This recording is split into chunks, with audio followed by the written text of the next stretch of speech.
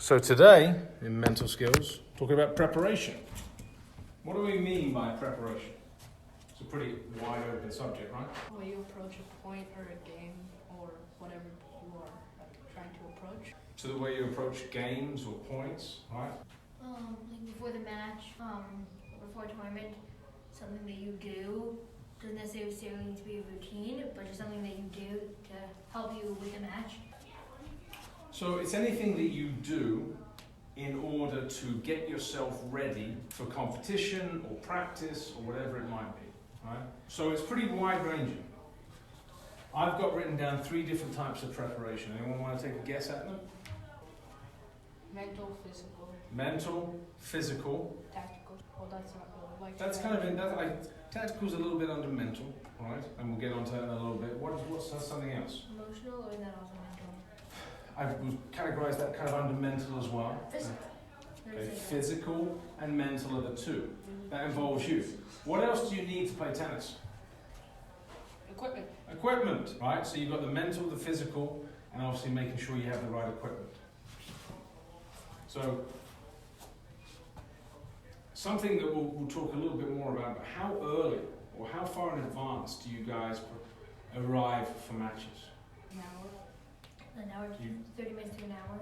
Okay, so you do get to the venue 30 minutes to an Well, it hour? really depends. If I'm like close, if I'm playing like here, I will do like the warm-up stuff at home and then come here. 10 minutes to half an hour. Okay, so it does vary, but the key is you've got to give yourself time to warm up. You can't walk through the door at 5 minutes to 2 or 2 minutes to 2 if your match is at 2 o'clock, because you're not going to be ready. You're not going to be ready mentally or physically. Right? So you want to give yourself enough time to prepare. Okay? Is there any one rule of how you should prepare? No. So what does that mean? Like everything we've discussed in mental skills, what does it mean for the individual, right? We've talked an awful lot about all different aspects of the mental skills, but what's the one thing that we've been pretty consistent about when it comes to choosing what's right for you?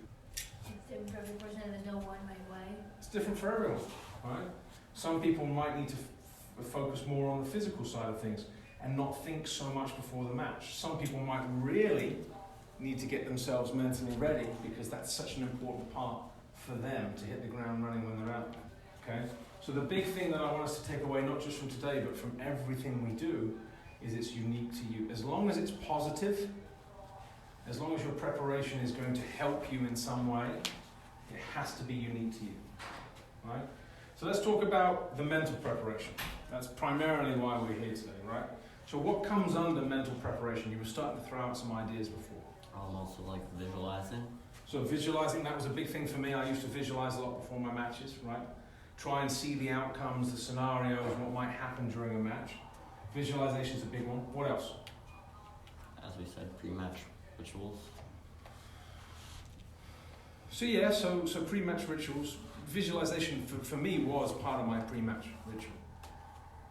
Someone else mentioned something about what you're planning to do in the match. What might that fall under? What is that when you're trying to think about what you're going to do in the match? Your preparation planning. Your planning.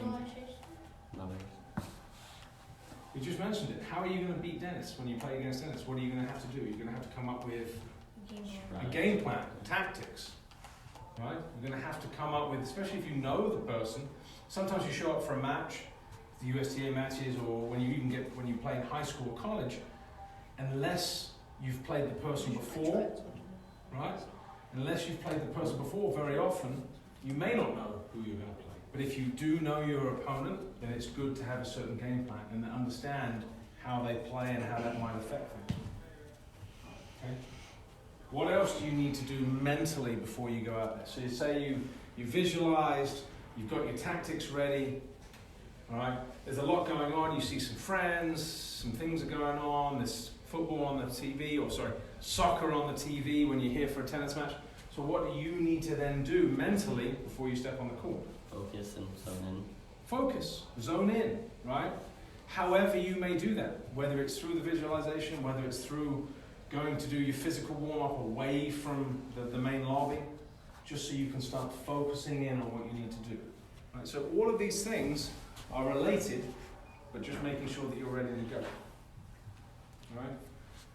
Physical preparation, what does that involve? This is stuff you've been doing, you know, your whole life pretty much. Warming up, just Fitness and stretching. warming up and exercising your muscles. So getting the muscles loose and warm, stretching, going for a jog, jumping rope, right?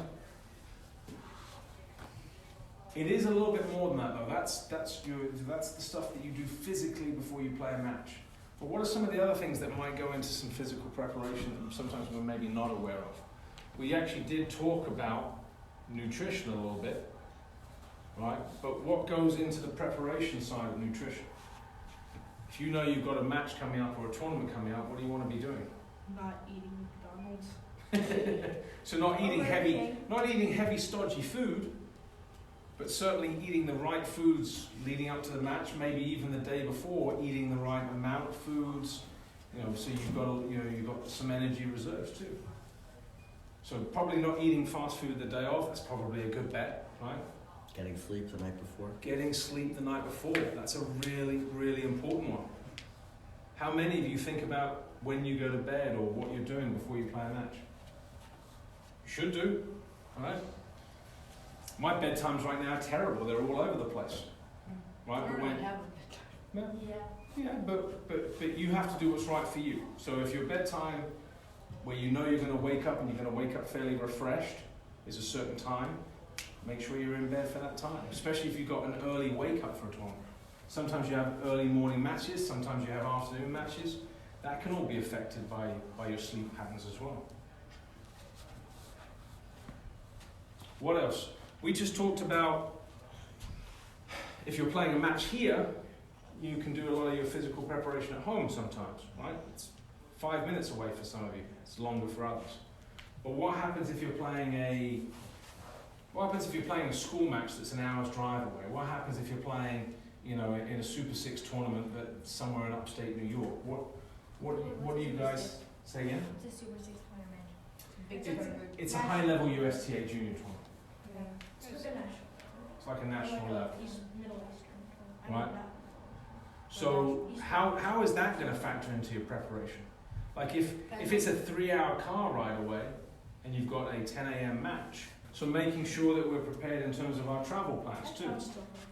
At the moment, maybe that's less relevant for you guys. It's more about just getting to the venue. If you have to drive for an hour or 30 minutes, whatever it might be, and give yourself enough time to warm up.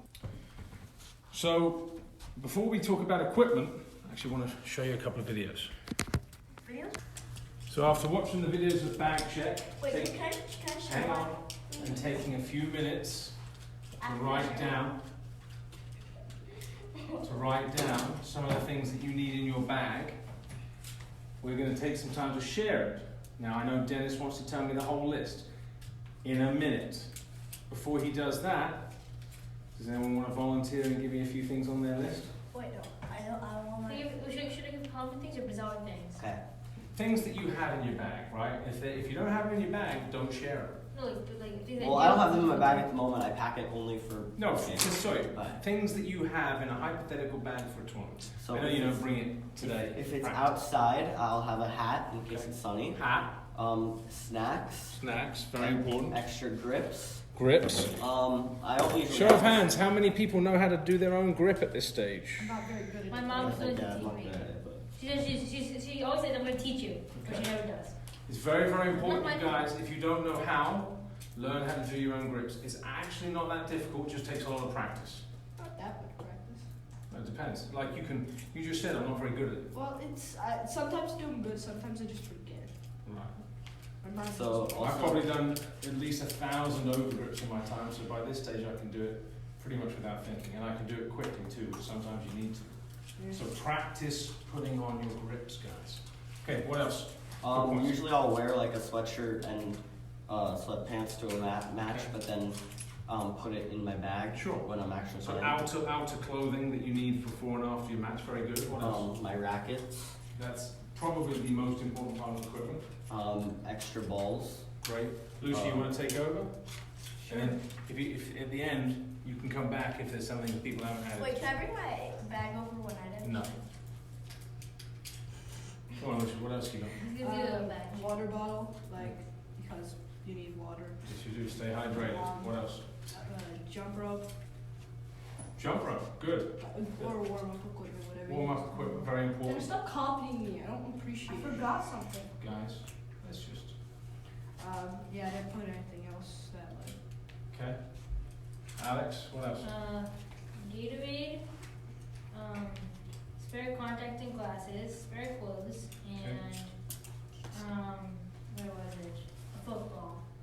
A football? You like to have a football? Yeah, it's just in my bag and I never take it out, so it's in there. Yeah. You guys have got a pretty good list going between the four of you. I forget this. Extra that's the laces. water bottle. Okay. So extra laces. I do not carry extra laces, but if you snap your laces, you're in trouble. Yeah, That's Dennis. actually a very good. Or a spare pair of shoes.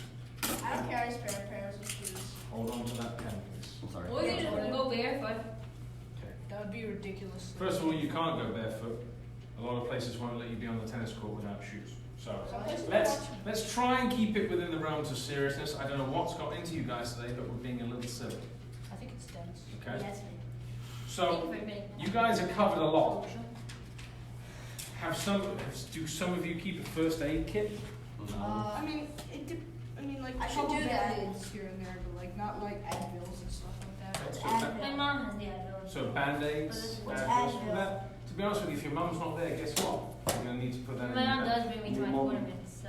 I understand, but as you get older, your mum's not going to come to every tournament. If you're playing in high school or college, she may not be able to make every match. So I get it, but for right now, we're starting to think about how we can independently look after our own preparation. Parents are there to help us, and that's great if some of your parents help you. But the whole point is we want you guys to be a little bit more accountable, right? To be able to be proactive too. What about things like, do any of you listen to music before matches? He does. Okay, so then you've got to have headphones, I actually can't. MP3 file. Do you have hot? What do you have hot? Did you guys say strings? And who brings strings to with them? You said strings? Good. I don't really search strength because mine don't pop that often. I just have like 4. Alright, so long story short, we've talked about the mental preparation, talked about the physical preparation, talked about the equipment you might need before a tournament. Alright? If you're going to talk, and we can talk just a little bit more about some advanced preparation. This is now when you're starting to really get into some of these tournaments where perhaps it's one of the more national level tournaments, perhaps you have to travel for it. What are some of the things that you think players of a high level, or even the professionals, do in advance of the tournament? What kind of information do you think they need to find out in order to help their preparation? Who they're playing. Okay, so who they're playing, so therefore they can form their strategy and tactics. But what else? What else do you think might be important?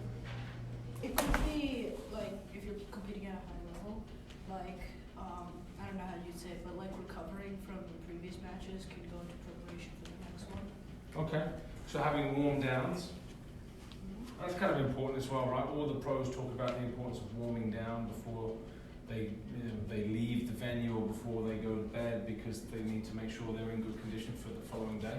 Very important. Think about this though. If you imagine the professional calendar, what do you notice about the tournaments? They're mostly not on top of each other, but like they're like every other week. Right, so there's a full calendar of events going from the very beginning of the year till the ATP Tour Championships, late November. Right, so for almost 11 months of the year. But are all of those tournaments the same? No, they're in different places. Different places. Different ball boys. And lines. Don't think about ball boys and line judges per se. Think Different of places, different surfaces. different surfaces. Climates. Different Well, don't they umpires change and because they different have fans. they have Guys, listen up. particular seasons for each one, so. Of course. Different climates. But if you go into a tournament without knowing what surface it is, how can you properly prepare? You can't. You can't, right? So yes, we all know what surface the US Open is on. We all know what surface Wimbledon is on. Grass. But if you're traveling for a Super 6, or you're traveling for a national level tournament that's 2 hours away, is it clay? Is it hard court? Is it indoor carpet? right? Is it, what type of hard court is it? Is it a fast hard court? Is it medium fast? There's lots of different surfaces, okay, that come into play. So it's not just the surfaces that are different. What else could be different? Climates of the area. Climates, right? How is climate important? That's a very good one. How is it important? If it's colder, it might be harder to like move, and if it's hotter, you might get tired faster. Okay, really good point. Really good point. What else does the climate affect? Not just you. I mean, that's a really, really good point. But what else does the climate affect? Well, this is just one example, but maybe if it's raining on an outdoor clay court, the clay court's going to be wet. So the clay court's going to be wet. So what does that do to the ball? Doesn't bounce. Slows it down. This is the point, guys. The weather and the climate also affect the balls, right? If it's hot and dry, the ball flies through the air a lot quicker than if it's damp or if it's cold, where the ball doesn't move as well. Have you ever noticed if the bubble's cold and the balls are cold, they don't respond and they don't move as well? No. Next time you're out in a really, really hot environment and it's really warm and dry, Ball sometimes feels kind of dead a little bit when Okay. it's too hot. when it's too hot or the other way around. Both. For me, when it's cold, the ball feels dead. When it's hot, air expands, makes the Oh yeah, if you pick a ball up in the bubble from one of the corners Mhm. where it's really cold, it'll feel like it's dead for a couple minutes. It will. It really will. So that's why the climate is so important, right? So the balls can be affected by the climate, but what else about the balls? Is there only one type of tennis ball? No, there's orange and green and red. No, but you're gonna be all But into think about- yellows. But think about regular tennis balls now. Very good point. We're talking about regular tennis balls. Are all regular tennis balls the same? Yeah, right? Aren't they the same? Huh? Aren't they just? No. What's the They're supposed to be the same, but every tennis ball plays a little bit different. What balls do we use here? Pro Pen. Choosing threes or no? It's all The green numbers. balls we use. The numbers don't matter. The numbers The don't green matter. balls we use here are pen. The pen. So what do they use at the US Open? They use US Open balls. Wilson US Opens. At Wimbledon, they use Wimbledon balls. They say like Wimbledon and then It's Slazenger. Slash. It's the brand of tennis ball they use. It's what I used growing up in many of my tournaments. So Slazenger balls are very heavy. They don't move as quickly as the Wilsons. Dunlops and pens, for me, move a lot quicker, right? My favourite type of tennis ball is a Wilson tennis ball. It's a nice, happy medium. But different balls, and by the way, Dunlop now sponsors some of the ATP Tour So what's the difference between the numbers on the ball? and the Australian Open as well. Say again? What's the difference between like a Pro Pen 2 and a Pro Pen 3? Nothing. The Why? the numbers on there are to help if you have court 1, court 2, court 3, court 4. So they actually just, if you have a match on court 1 and they give you balls with It's like the separate. number 1. It's just Oh, a so like separate. if a ball goes over, you know. Yep, exactly. But different brands of tennis balls affect different things. Like when Kevin Anderson was here the other week, he used certain type of tennis balls that he was going to be using in his tournament. He didn't use the balls that were in the cart. Miracle uses what? Dunlop? Say again? Miracle uses what? I believe Dunlop. Wait, Okay. what about like the tennis balls that are branded like all court? Say again? Like Wilson made some tennis balls that are like Mhm. all court, like And all that's surface. Wilson. All court means you can literally use them on all court. Like heavy duty are the ones that are typically used on hard court because they wear quicker. Regular duty are the ones they use on a lot on clay courts or carpet surfaces. So it just Are varies. there any professional tournaments on indoor carpet? Yes, You play what and what? yes, there are. I couldn't tell you exactly which ones. Paris used to be on a carpet, now I think it's on a rubberized hard court. So there's a lot of different surfaces out there. Yes, tennis. I feel like we're getting off topic. We're talking about balls, not preparation. But the balls are part of preparation, especially when the higher level you reach. We were just talking about how Kevin Anderson used different balls because that was the balls that he was going to use for the next tournament.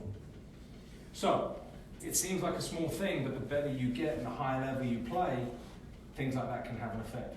What else do you think in terms of, if you've got a big tournament coming up, how does that affect your workout or your schedule? How does it affect your pre-tournament routine? If you've got a big tournament coming up, how might your practice be different?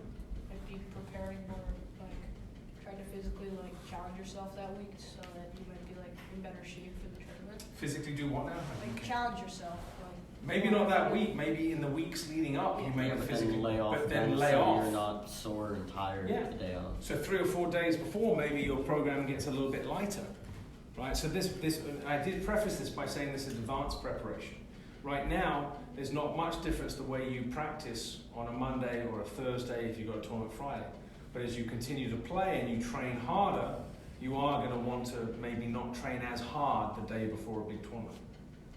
Okay? All right, Lucia, the floor is yours. I want to hear this story and then we'll call it a day. So it's like, Story time. we were like, so I had a tournament once, and this place we like hadn't been there before. It was at kind of like high school, and of course they were like really bad. In addition to that, we were warming up in heavy coats and pants Okay. because it was like that day was like really cold. It was like 30 degrees, 20 degrees. And it was windy, like you couldn't hit a tennis ball. Like it was like the ball was here, it would go here next in like midair. Okay, so conditions were poor. Yeah, and that was a bad match. You win? The end. No. So, all right, so that's not quite the story I thought you were going to tell, I but played at the same place once. you're in a venue with terrible courts. The conditions are bad. You guys are cold. There's wind everywhere. How can you mentally, and this will circle back nicely, how can you mentally prepare for that match? Because you just said it wasn't a good match. No, I didn't even know what I was going into it. Like Sure. I knew the kid, but like Hang on, stop. Mental preparation can happen during the warm-up. yeah. So you're out there warming up. You've just walked into this perfect storm of poor weather, wind, cold, bad courts. So I'm not saying you knew in advance, but when you're out there warming up, what mentally can you do to best prepare yourself for that situation? Yeah. Think of how you can get around those, like with the weather. Well, Like I personally just hit really high percentage shots good. and wait for him to mess up because of just the wind carrying the ball or something. What is the most important? You're absolutely spot on. I love it. But what is the most important thing to realize that if you think the courts are bad and it's bad conditions, It's also bad for your opponent. it's also bad for your opponent. So no one says you have to play your best tennis. What do you have to do? Play better than your opponent. Play better than them. That's it. Yeah. Right? So you're entitled to play badly, but if the courts are that bad and the conditions are that bad, just do enough through high percentage shots, being smart with your shot selection, so that you can win despite the bad conditions. All right, guys. Thank you very much for your attention.